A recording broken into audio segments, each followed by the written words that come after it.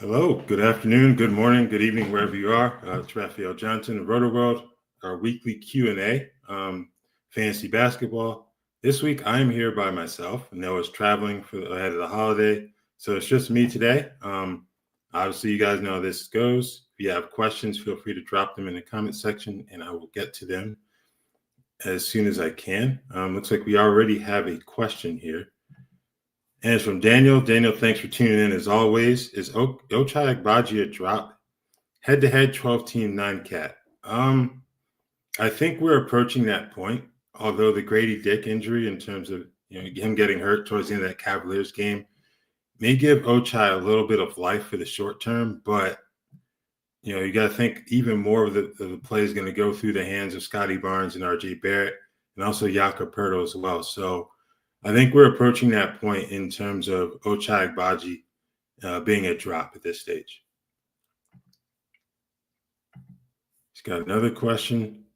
Ty Jerome or TJ McConnell for the rest of the season? 9-cat with assist-to-turnover ratio instead of turnovers. Usually I would say McConnell, but I think this year's a bit different. Looks like Jerome has taken on a McConnell-like role for the Cavaliers. Coming off the bench, giving him really good value, playing the best basketball of his career recently.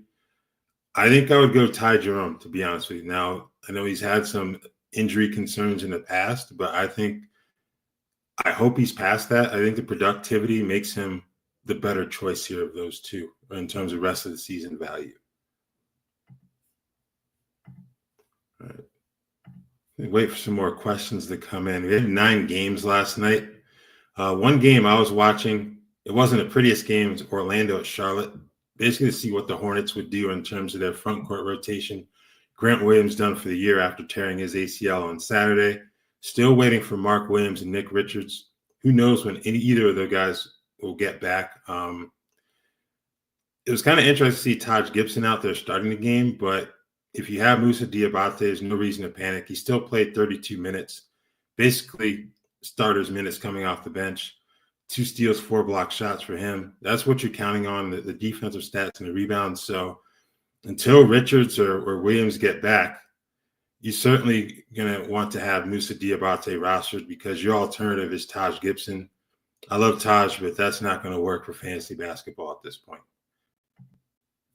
All right, Joseph.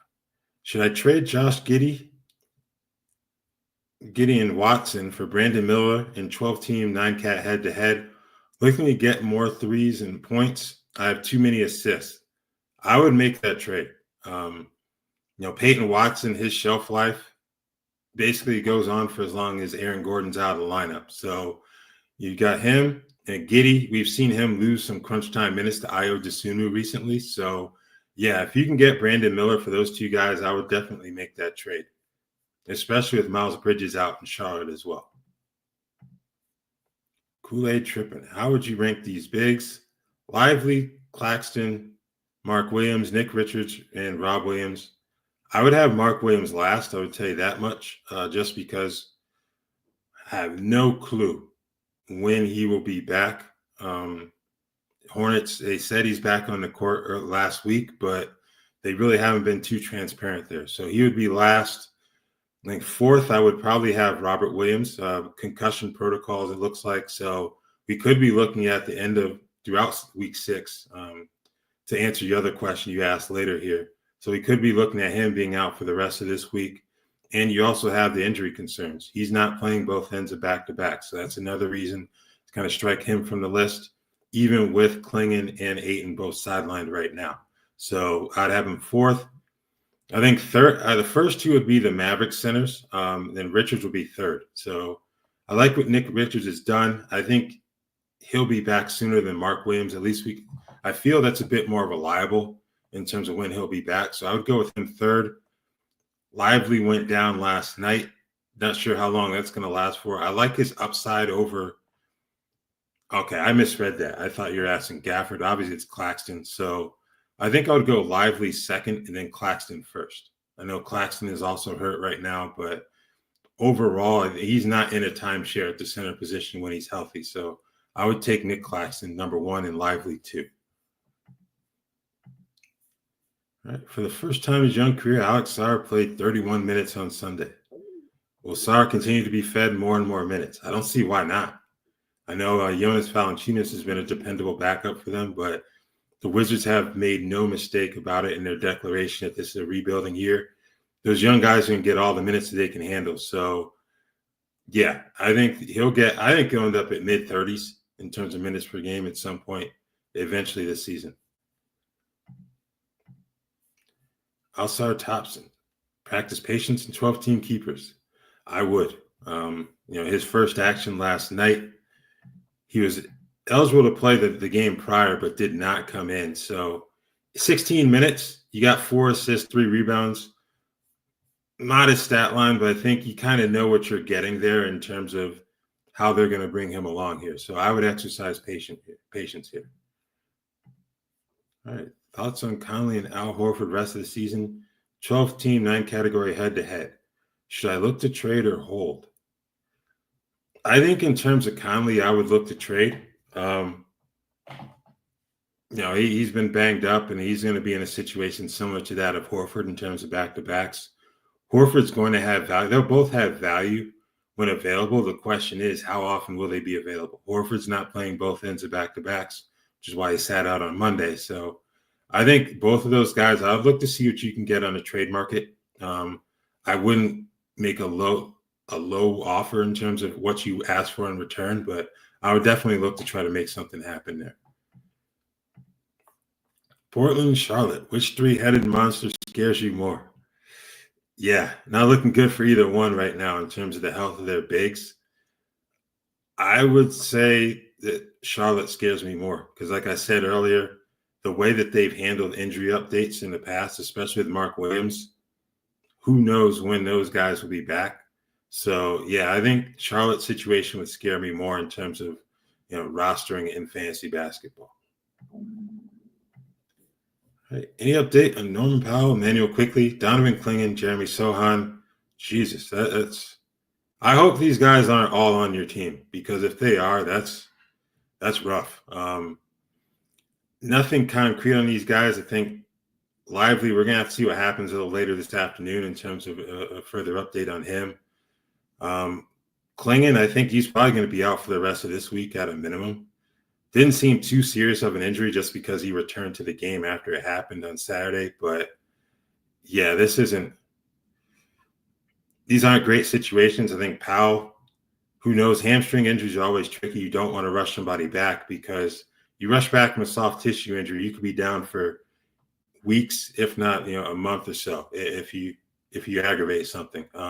Amir Coffey's the play there. Hasn't been great after a good start. Good couple starts in his first 2 appearances for Powell, but I think he's still the guy to roll with there in terms of streaming value.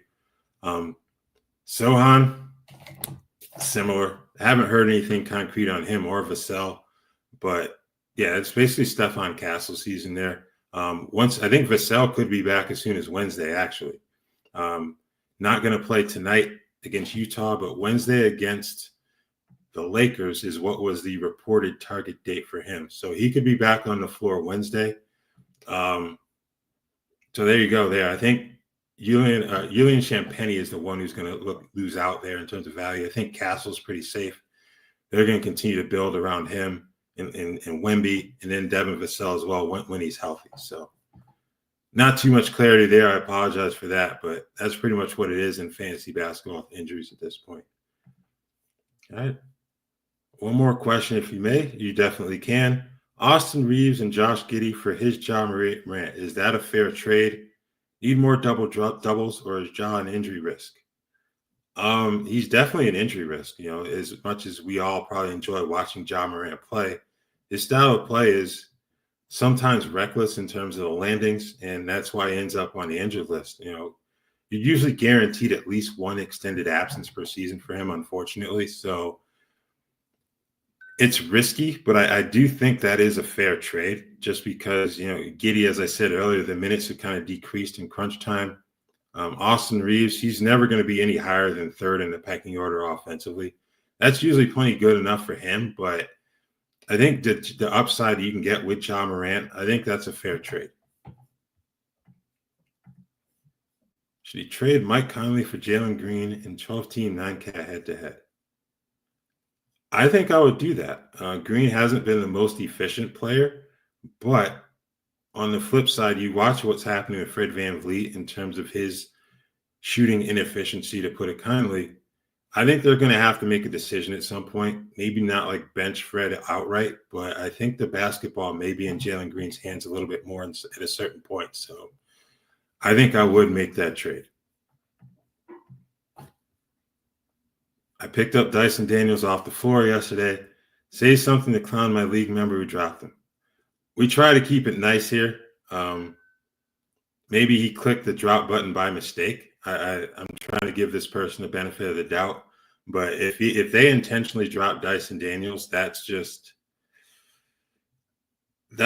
basically donating your money to the rest of the league in terms of who wins it if you do something like that. So I'm not going to get disrespectful about it, but yeah, that wasn't a good move on their part if they meant to do it. How high are you on Yves Missi short term and long term? I'm very high on him. You look at that rotation in terms of the bigs.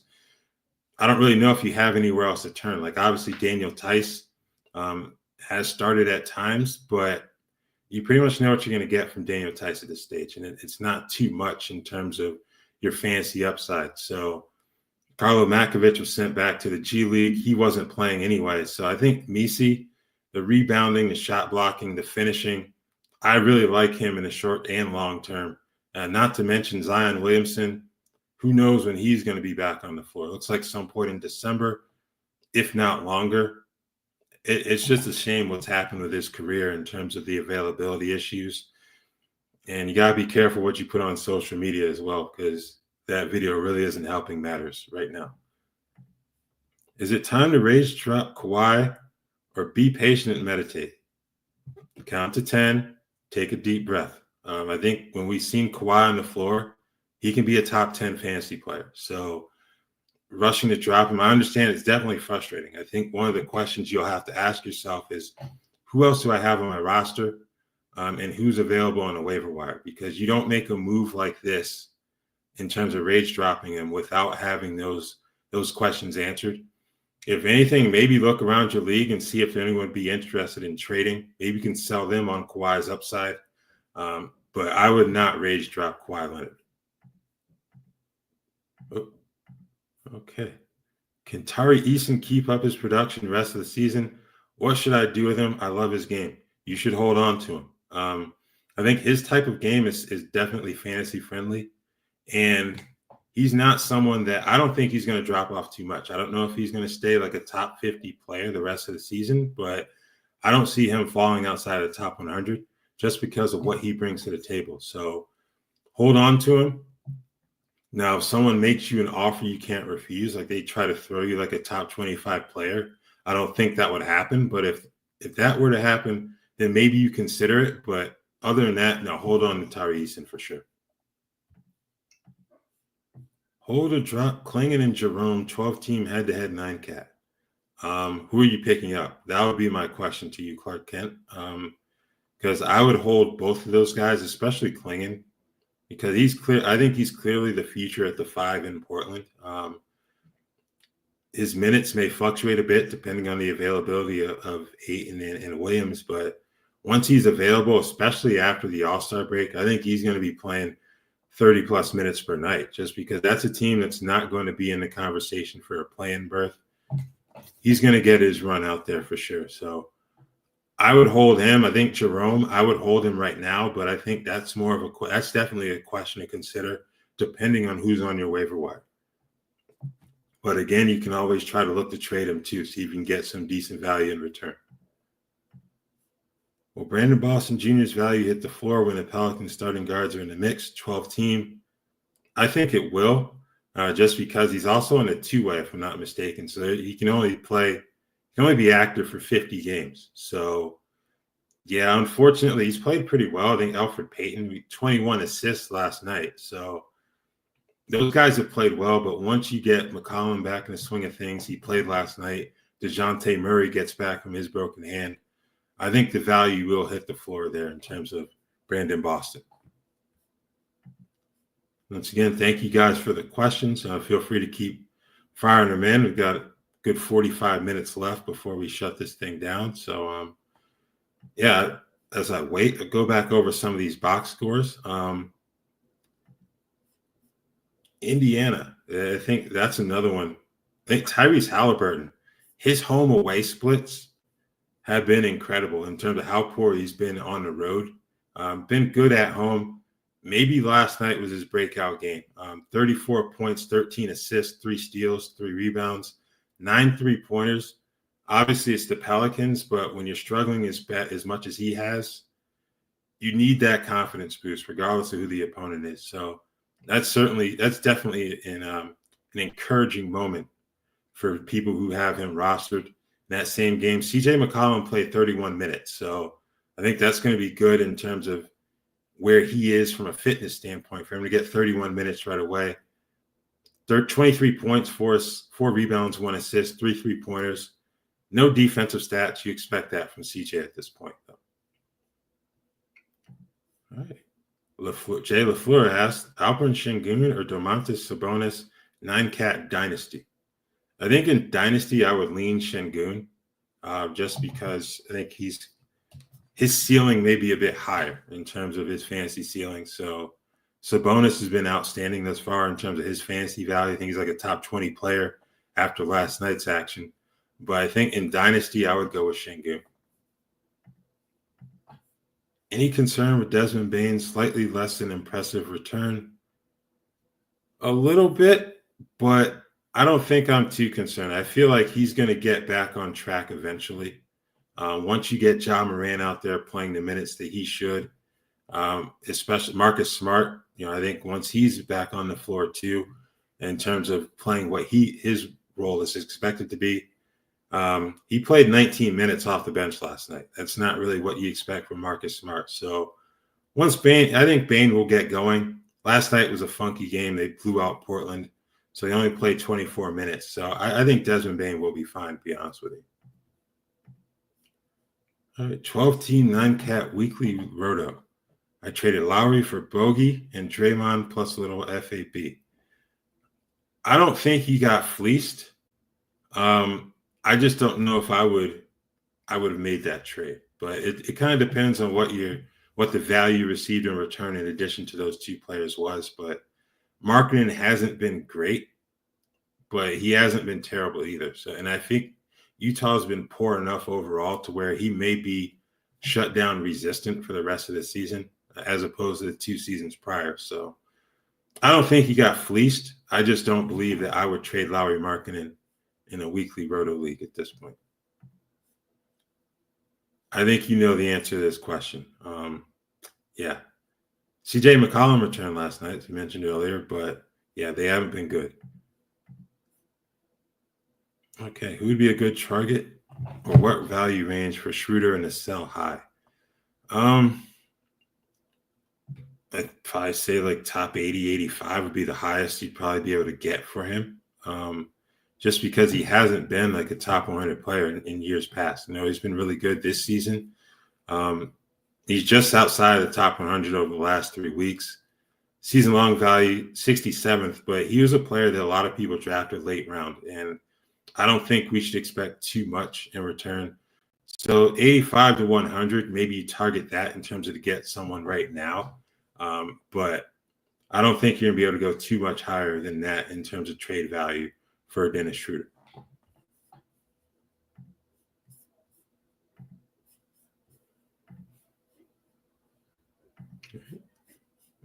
Let's see here.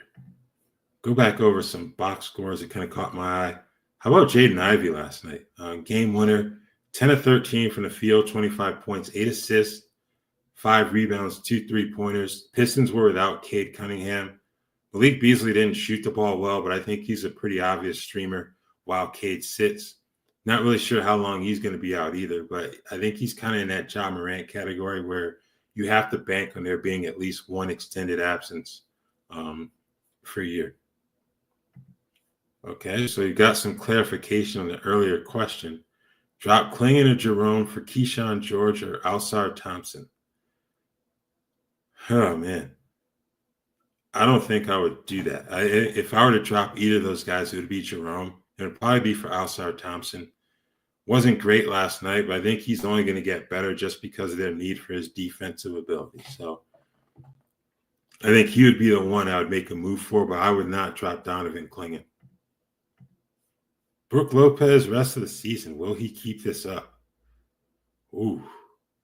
I don't know if he's going to keep this up, but he's always been a solid fantasy player. I think the start to the season was a bit of an anomaly for him. So while you're certainly not expecting him to be let's see. Last 2 weeks have been a top 10 player. You don't expect him to keep up that level of production, but top 30 to top 50, I don't think that's unrealistic at all for him. Thoughts on Malcolm Brogdon and Jonas Valanciunas in Washington? They're getting rotation minutes now. I think those are two guys to watch as we approach the trade deadline. See if the Wizards can potentially get back draft capital in return, because that rebuild is going to take some time. And they may be able to get some value from a contender that needs veteran production from a big or a backcourt player. So they're in there right now. I think if you have any of those rookies rostered, like above Carrington, Keyshawn George, Bilal Coulibaly as well as second-year guy, just stay patient because they're going to get their minutes. Coulibaly is playing heavy minutes as it is, so I would stay patient right now. The Jordan Poole injury kind of helps Keyshawn George in the short term, but I think eventually Brogdon, Valanciunas, they may see their minutes taper down a bit as the Wizards look to focus even more on their youngsters. Do we really know what Jalen Johnson's ceiling is? Top 15 dynasty. I don't think we know what his ceiling is. And I think it's a good thing if you have him rostered as well as he's played. You think last year was his breakout year, and it's kind of felt like a baseline for him in terms of getting the minutes to produce.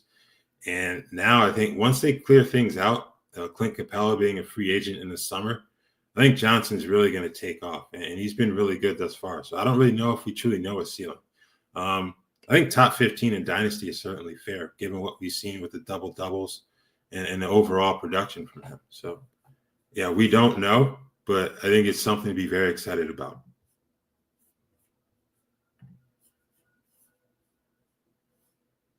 Okay.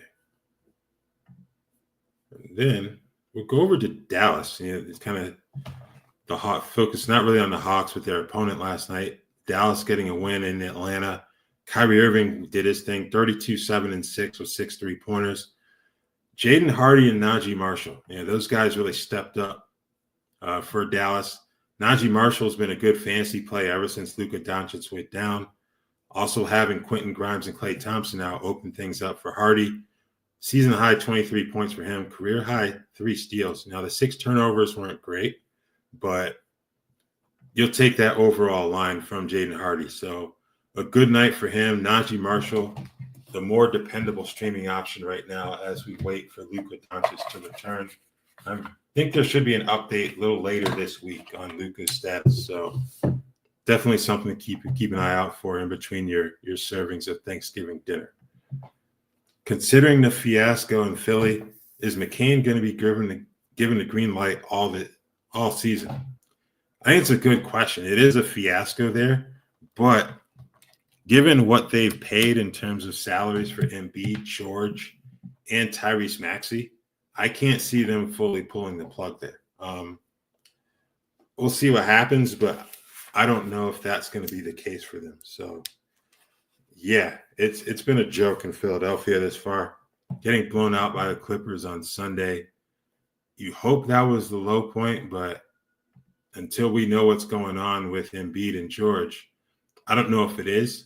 This is only a 2-game week for Philadelphia, so you got Wednesday against Houston at home. I think they got another game on either Saturday or Sunday, but not the best week for streamers in that team. But Jared McCain is someone, I think he's gone past streaming value, and he's someone who just needs to be rostered straight up. Wendell Carter Jr. or Goga? Right now, the answer is obviously Goga because Wendell isn't healthy. But once he returns, as we've seen in the past where Goga's kind of fallen out of the rotation completely when Wendell is available. So it's probably going to be a drop at that point. I don't know. Maybe could you have meant Moritz Wagner or Goga Bitadze? I think Goga is going to be the pick there right now. But once Wendell is back, then you're going to be looking at dropping Goga because I think he kind of he's either 1 or 3 in that pecking order, depending on Wendell's availability. All right. Desunu or Deuce McBride to stream the rest of this week. Yahoo head-to-head 12 team 15 category. Just give me a second and pull up the schedules here. Chicago plays 2 more games this week. New York plays 3 without a back-to-back, and 2 of those games are against the Hornets and the Pelicans. So I think I would go Deuce McBride. I like what I've seen from Ayo Desunu, but I think that extra game in this case will be a factor. So I would go Deuce McBride with those 2. Is Lou Dort a drop now that iHeart is back? Hey, yeah, that's a good question. I don't know if I would go that far, but it's certainly something to consider. Hartenstein just takes up so much offensively in terms of his ability as a secondary playmaker, the rebounding.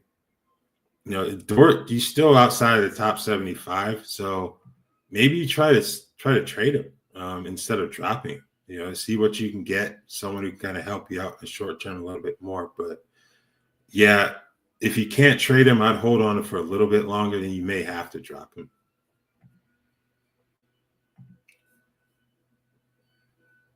Any thoughts on Luka Doncic and Dallas having a possibility to advance to the playoffs?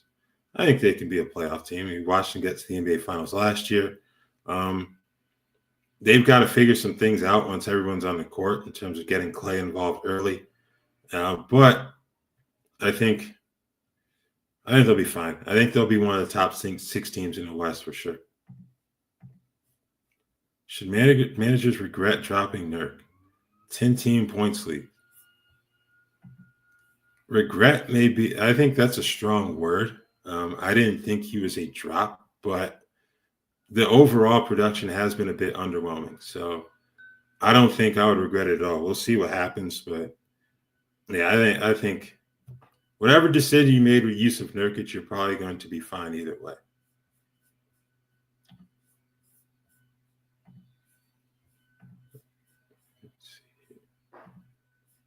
Okay, we're going over to Boston, actually. Their big win over the Clippers last night. Kristaps Porzingis made his return. Good 23-minute run out for him. 16-6, 2 assists, 1 steal, 2 blocks. Got good production from Nemanja Queta. So if you happen to stream him with Horford and Luke Cornett out, good job. 2 steals, 4 block shots from him in 25 minutes off the bench. That's probably going to be it for Queta in terms of streaming value moving forward. So Boston, you've got Chicago on Friday, Cleveland on Sunday. Maybe he's back in the mix for that Sunday, Monday back-to-back, but probably going to be it for Queta in terms of streaming value moving forward. Will Jabari Smith Jr.'s role continue to shrink? I don't know. Yeah, it's not looking too good for him down there. You certainly want to hold on to him, but man, it's been rough trying to watch him try to figure out what his role is offensively. It's been really difficult for him. So not the best look for him or the fantasy managers who have him rostered at this point. Who's better in a vacuum, Amen or Alsar? Give me Amen here. I assume in a vacuum, mean you're kind of disregarding the recent health issues with Alsar. Similar players, but I think I would go with Amen Thompson. I think his role in Houston is going to be a little bit better for him as well compared to Alsar in Detroit.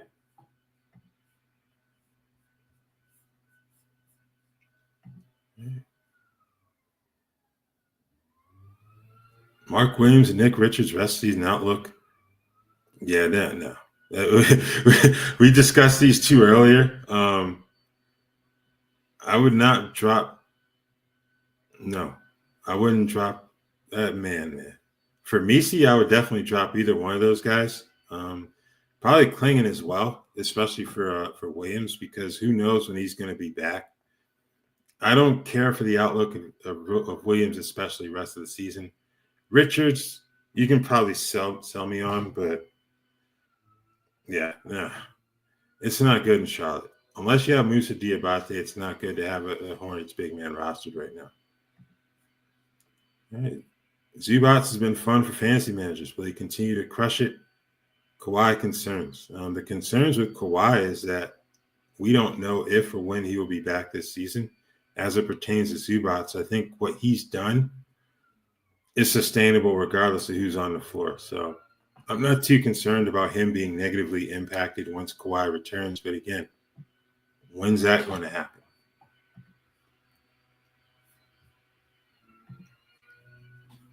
Okay.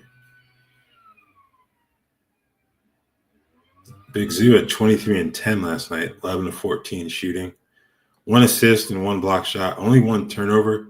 The turnovers have been kind of a bugaboo for him recently, so good for him to kind of clean that up, even though it was a blowout. So, is there a comparable established player stat set that we can compare to Diabate for context? I'm not big on comparisons. One, I'm not very good at them, to be honest with you. So, I don't really know, man. Like, I'm sorry. That's yeah. I'm like the last person to ask for comparisons because I don't do player comparisons. But basically, you're just looking for someone who's going to rebound and block shots. Like you're not going to get too much in terms of scoring, but the defensive stats and the rebounding—that's what you're looking for. So I don't really, yeah, no, man, I don't know. Would you drop? Come on, no, we're not. No, like Claxton, you may get top 50 value in a free throw punt build, but we're not dropping Kawhi Leonard for either of those guys personally. Just wait. I think you have to wait. If we get to like mid or late December and you really need that roster spot, you need that IL plus spot, I should say, then you can consider dropping Kawhi, but just hold on to him, please.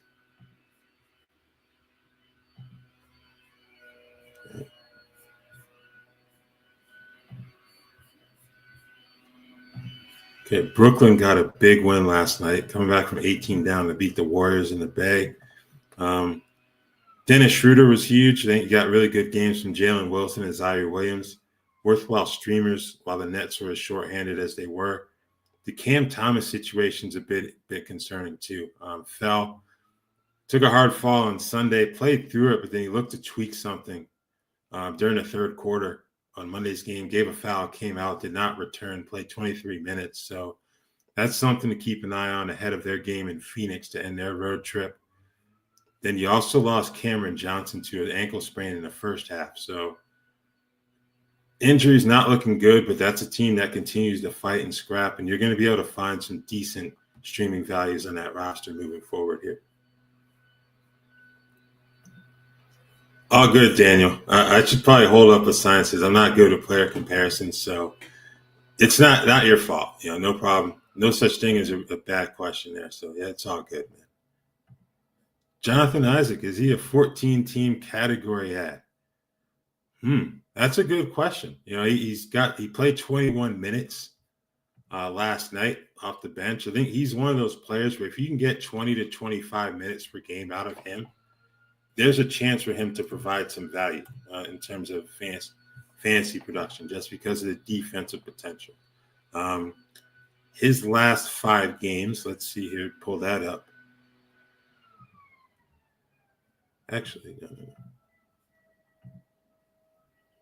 His last 7 games, he's averaging 21.7 minutes per game, 2.3 blocks and 7.1 rebounds, 0.7 steals during that stretch too. So I think we're approaching the point where Jonathan Isaac should be back on your fantasy radars.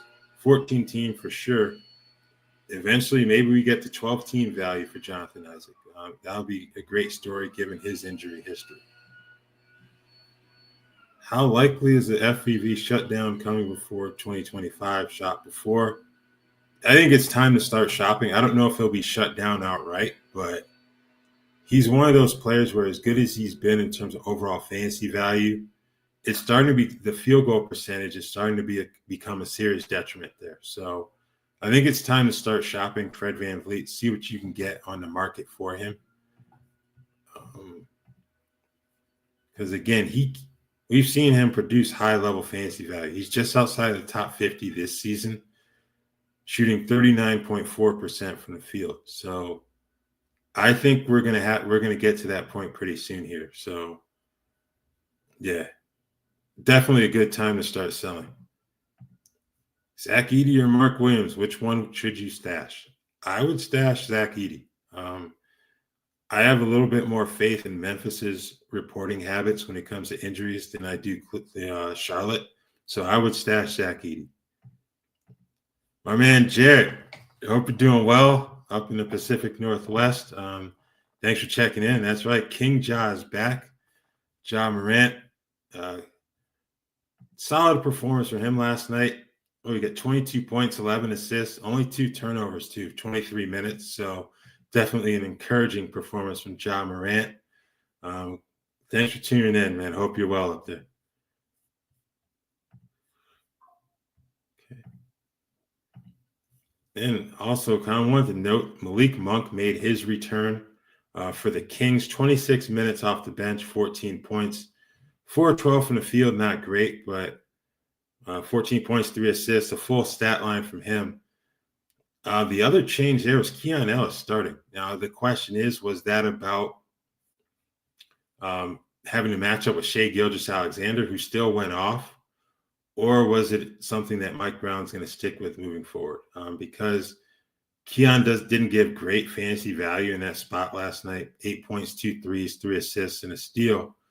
But you look at Kevin Huerter, he went from starters minutes to playing 10 off the bench. So if you have Kevin Huerter, you're definitely keeping an eye on that situation, if not dropping out right now. Who has the highest on-court IQ? Yeah, it's Jokic. I think there are a lot of really good high IQ guys. I think either Jokic or LeBron would be my 2 choices, but I would go Jokic right now. It's insane what some of these guys can do in terms of processing the game. That's moving at such a fast pace. So you watch some of these greats do what they do on a nightly basis. Be sure to appreciate it. Speaking of Oklahoma City, going back to that earlier question, I will say for Lou Dort, he grabbed 10 rebounds. No scoring, only took 2 shots, but the rebounds and the defensive stats, if you're holding on to him, that's something to take solace in. Hartenstein, 19, 10, and 4 in 32 minutes. Left the game briefly, a cut over his eye, took an inadvertent shot to the face, but played 32 minutes.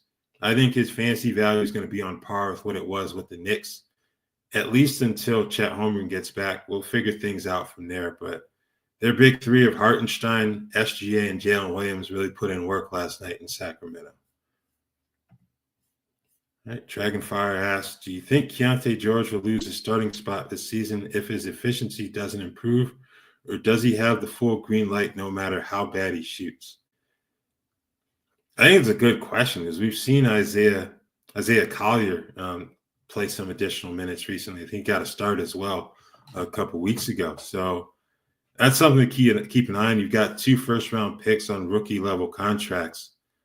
I don't think they're beholden to Keontae as their point guard of the future because he's kind of learning on a job here. He was a combo at Baylor, shared the responsibilities with another point guard there. So he's learning on a job in terms of being that unquestioned PG1 in the rotation.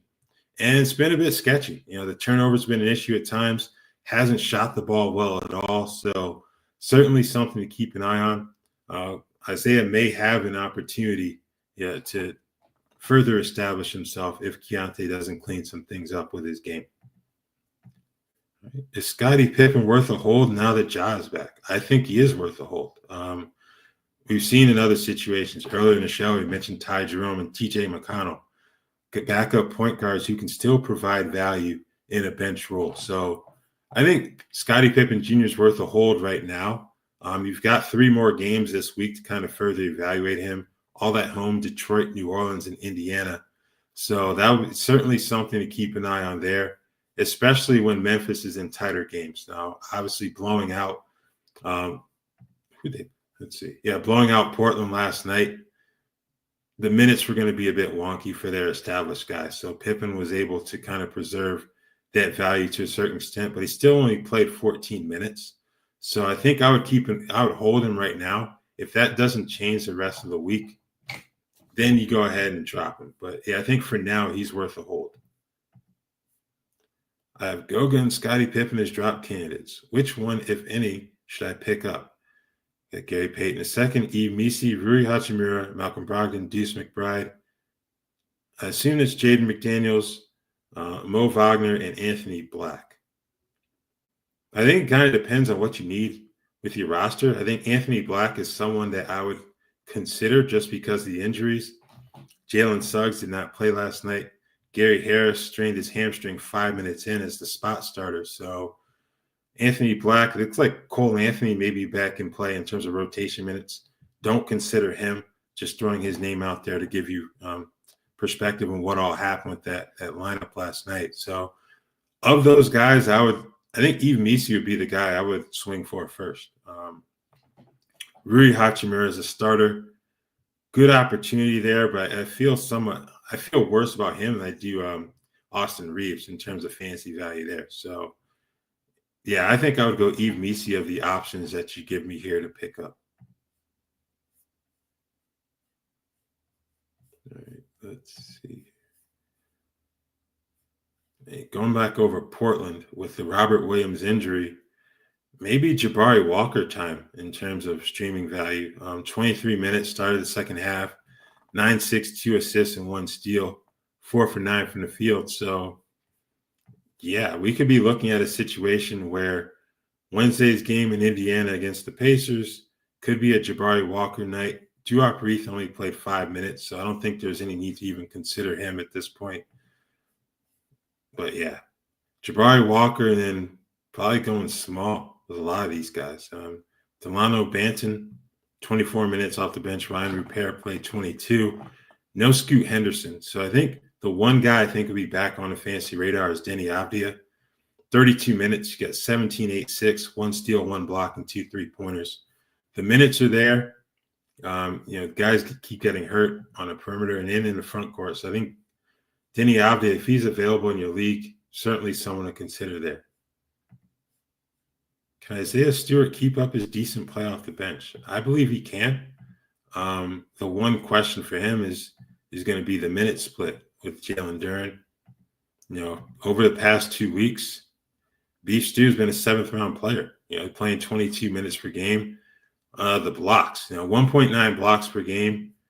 I do wonder if that is sustainable for him. You think about his career average, 1 per game, average 0.8 per game last season, career high 1.6 this season. So we'll see what happens there. For him, it's going to be the minutes and defensive ability.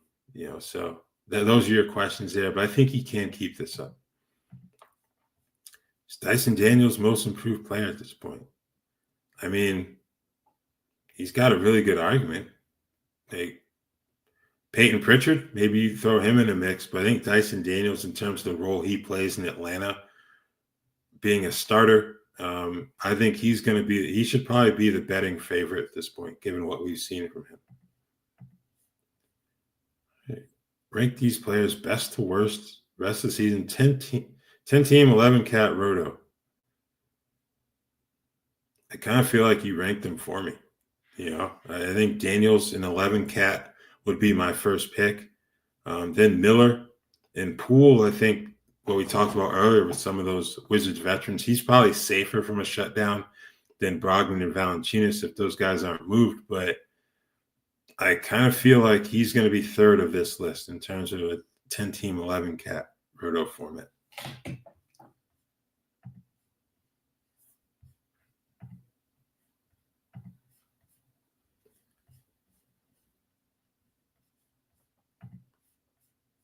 All right. Still got a little time left. There we go. Michael asks, is it worth dropping Alsar Thompson for B. Stu? 12-team 9-cat dropped Boston to activate McCollum last night and dropped Peyton Watson for Eve Misi. It depends. If your roster is in a situation where you need, say, rebounding and defensive production right away, then I would make that move. But if you can afford to be patient with Alsar Thompson, I think I would be, just because of the upside across the board there. What about Jaden McDaniels? Is it fool's gold? I don't know if it's fool's gold, but I think we do have to acknowledge that Mike Conley not being on the court has helped a little bit in terms of his opportunities with the basketball in his hands. So I don't know if I'd call it fool's gold, but I do wonder if he's going to be able to keep this up once that rotation is full again.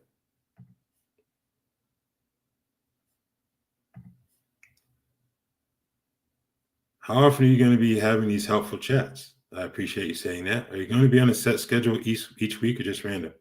Well, we're usually here every Tuesday afternoon at 2 p.m. Eastern. We have been throughout the season. So, yeah, we're going to be here. Feel free to join us every week. Usually it's myself and Noah Rubin, or we'll have some other guests in. But, yeah, we're here every week. Rui Hachimura over DeAndre Hunter. Yes, I think I would do that. Hunter's been solid off the bench. Yeah, it's a 9-cat, but we look at Zachary Rissache continuing to start. Rissache hasn't been great. Now, Hunter did get 31 minutes, but I think I would go Hachimura over Hunter in that spot. So maybe there comes a point where Hunter's back in the starting lineup and we have to reevaluate this question. But I think until that happens, I would go with Hachimura. Is Harrison Barnes a must roster in 10-team 9-cat? I don't think he's a must roster, but he's certainly someone to consider given how well he's played. And he won Western Conference Player of the Week last week. So playing good basketball, I don't know if I would go as far as to say he's a must roster in 10-team. 12-team, you can definitely make a stronger case for that.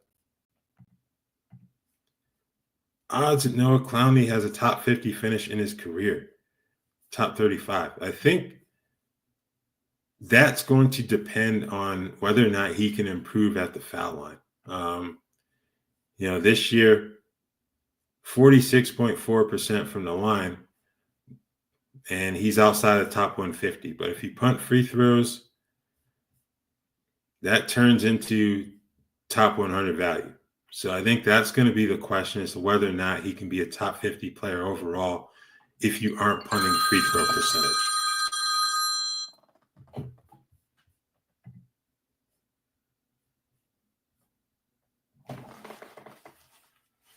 Still got a few more minutes here.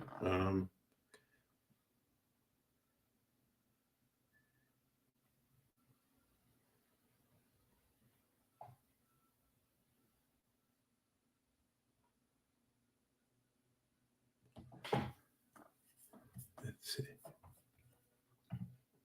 Got Porzingis back to the other studs take a small haircut. Slightly, but I think I would exercise some caution here because if you think about it, we assumed that with Derek White last year, and he was outstanding. I think Drew Holiday probably took the most severe haircut, and he was still his top 75 player. So I'm not expecting too much in terms of those other stars taking a step back. I think they're going to be fine. If anything, they may be more efficient in terms of how they play the game offensively. Right. Mikey C. Should I be shopping Paul George? Could he be a shutdown candidate if the Sixers don't improve their record? As I said earlier, I think they invested too much money in him, Embiid, and Tyrese Maxey to shut guys down. And I think part of the question will be to look up their future draft picks, see if what they have for next year, for this summer, because as many of you probably know, that 2025 draft is projected to be loaded. They do have their own first, and it's top 6 protected. Anywhere outside of that, it goes to Oklahoma City. So I think that's a good question. I don't think they would shut those guys down, but you keep playing as poorly as they have been, and those guys can't stay healthy. In an attempt to keep that draft pick, it may be worthwhile to consider. I just don't know how it's going to go over with that fan base. I know they sat through the process, but when you have Joel Embiid, Paul George, and Tyrese Maxey, I'm pretty sure you're not trying to sit through another version of the process, even if it's just to get a lottery pick for next year. Is Clay a hold if you already have him? I guess. It kind of depends on and what you're looking for in return if you were to drop him. What's on your waiver wire or a trade value if you're looking to do that instead just to get something in return. But I think he's a hold. It hasn't gone great, been a bit inconsistent down there, but I think they will figure things out eventually. Brandon Miller, rest of the season outlook, 9-cat head to head. I think, I don't know, I kind of feel like top 50 feels fair.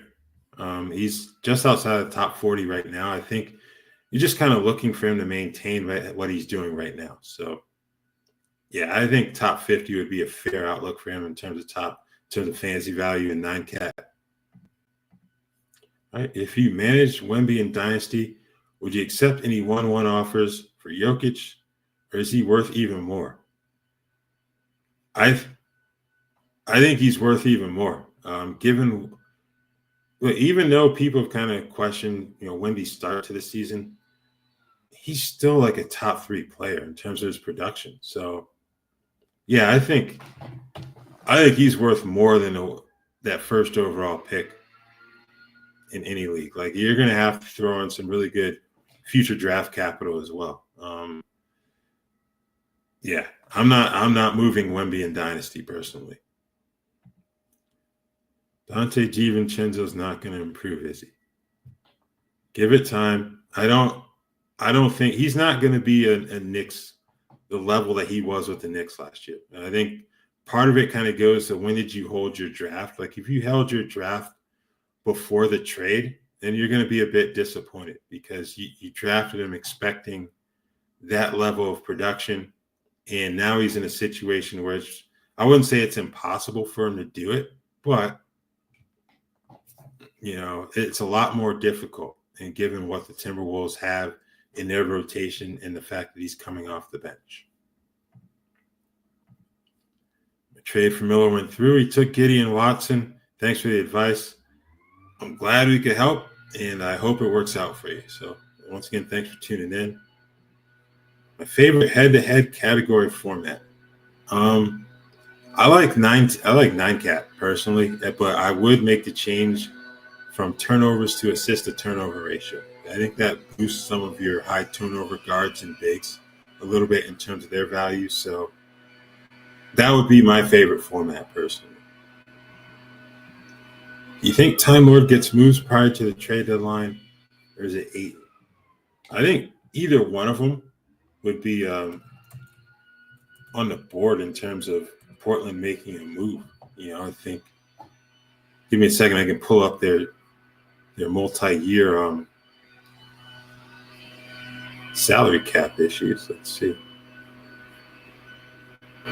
Yeah, because Williams has one more guaranteed season on his contract after this year.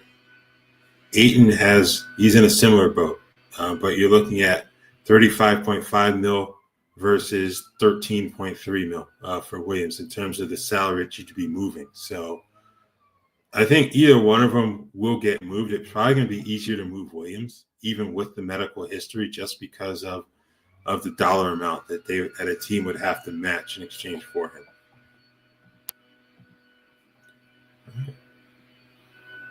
What's your thoughts on Alfred Payton? His 21 assists last night. Not sure if it was asked about him. Add or leave it alone with everyone coming back. We did mention him earlier. Outstanding night for him. Career high. To do that pretty much a week after effectively being brought in off the street is highly impressive. So big night for him. I think it's worth considering. Now they have 3 more games this week. So you may be able to get some value for the rest of this week, beginning Wednesday against the Raptors. But after that, I think week 7, you're kind of looking at a situation where he won't have much value just because eventually DeJounte Murray will be back. And that's going to be probably the death knell for Alfred Payton's streaming value in fantasy right now. So I think I would definitely consider picking him up right now with 3 more games the rest of this week.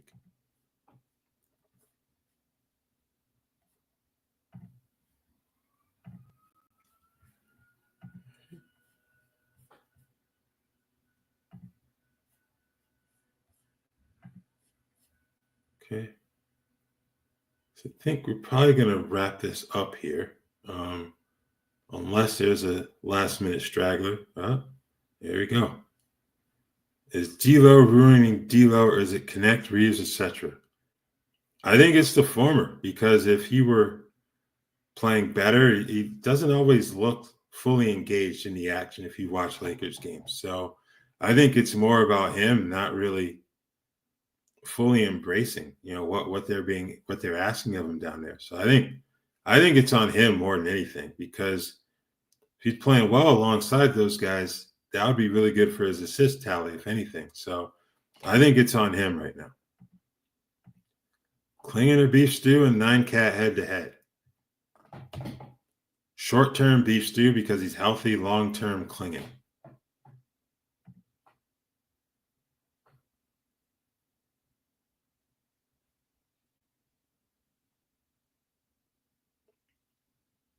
All right.